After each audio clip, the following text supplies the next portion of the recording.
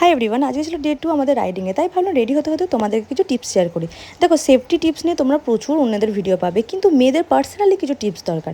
যেমন ধরো, যদি তুমি রাইডিং করো, চুলটা এরকম টাইটলি বিনুনি করে নিতে পারো। দেখো, খোপা তুমি চাইলেই করতে পারো, কিন্তু খোপা করলে দেখবে হেলমেট পরতে অসুবিধা হয়, আর মাথাটা কেমন একটা ভার হয়ে থাকে যেখানটা আমরা খোপা করি। তাই বিনুনিটা করে নিলে কোনো অসুবিধা হবে না। আমার বিনুনিটা একটু বড় বলে আমি একা করতে পারছিলাম না, তাই দাদার হেল্প নিচ্ছিলাম। আর এই বিনুনি বুদ্ধিটা কিন্তু আমার দাদাই আমাকে দিয়েছিল, বাই দ্য ওয়ে। সেকেন্ড হচ্ছে, ভোরে ভোরে সানস্ক্রিন লাগাবে যদি তুমি ডে আউট করো, আর তার আগে ময়শ্চারাইজার ইম্পর্টেন্ট, আর তারপরে কম্প্যাক্ট আরও ইম্পর্টেন্ট। কারণ যদি তুমি শুধু সানস্ক্রিন মেখে যাও, তাহলে ধুলোগুলো তোমার ভালোবাসার মুখে এসে চিটে যাবে। তাই কম্প্যাক্ট নিতে একদম ভুলো না। থার্ড হচ্ছে, মাথায় একটা গার্ড খুব ইম্পর্টেন্ট। কারণ যদি তুমি ডাইরেক্ট হেলমেটটা নাও মাথায় এবং অনেক দূর রাইডিং করো, তাহলে কিন্তু তোমার চুল হয়ে যাবে পাতলা ফিনফিন একদম। আর ফোর্থ হচ্ছে যে, অবশ্যই একটা কমফোর্টেবল ড্রেস পরা। তুমি জিন্স টপ পরতেই পারো, কিন্তু যদি তুমি টাইট পরো এবং রাস্তায় যদি তোমার কোথাও বাথরুম যেতে হয়, তাহলে তুমি খুব আনকমফোর্টেবল ফিল করবে। তাই চেষ্টা করবে কমফোর্টেবল ড্রেস পরার। আর হ্যাঁ, শ্যুজ ভেরি ইম্পর্টেন্ট।